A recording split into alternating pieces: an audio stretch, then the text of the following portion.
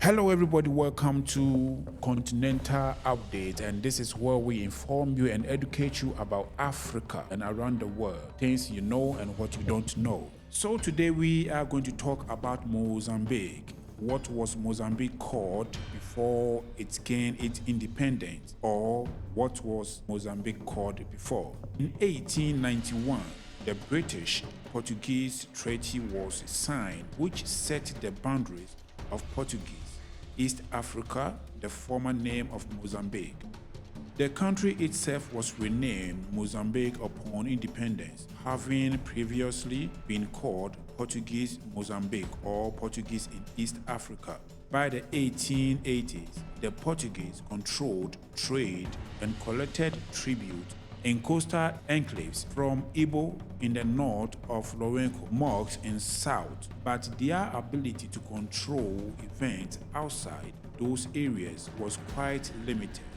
That situation, however, was about to change, increasing as neighbors of the Gaza states were raided periodically for refusing to pay tribute. They began to ally themselves, which the Portuguese both encouraged and exploited. In the 1890s, a coalition of Portuguese troops and African armies marched against the states. When the Gaza leadership was finally defeated in 1897, southern Mozambique passed into Portuguese control. 2 decades later, the Portuguese, who had mounted dozens of military campaigns, by that time directly controlled the Bureau of Central Mozambique, the African Portuguese of the Zambezi, and the Maganja da Costa Brazos, the Yao of Makata, the Northern Makua chiefdoms, and the Northern Coastal sheikdoms of Angoche. Trade in ivory, gold, slaves, rubber, oil seeds, and a broad range of European goods continued throughout the 19th century. However, European economic interest and influence in the region changed rapidly by mid-century in response to development in both Africa and Europe. Africa labor was needed on the sugar plantations, and at South African in 1880s were discovered because of the need for labor.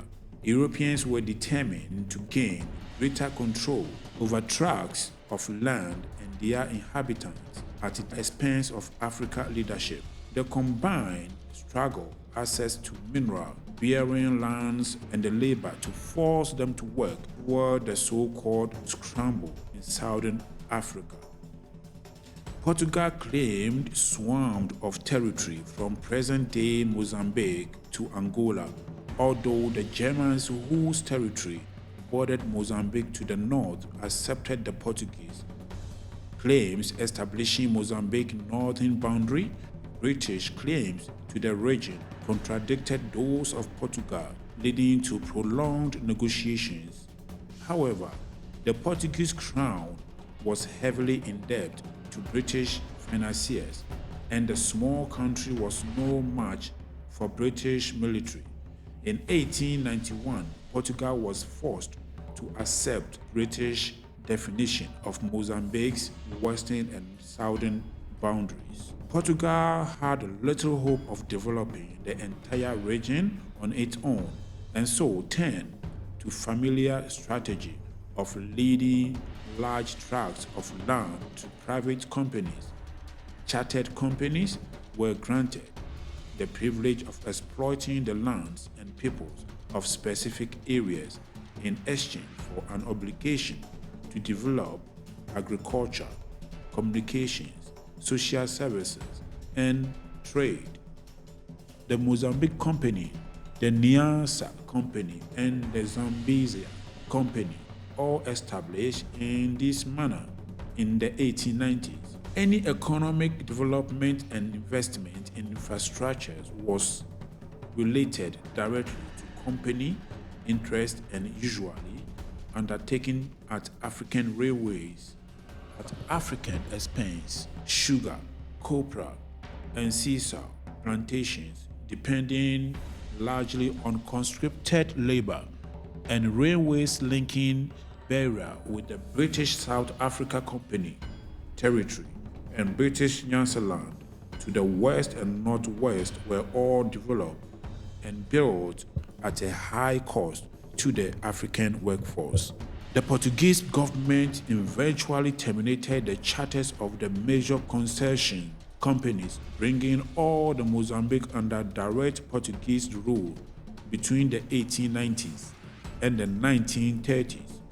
Portuguese rule in Mozambique was characterized by the exploitations of shareholders or colonial bureaucrats and settlers.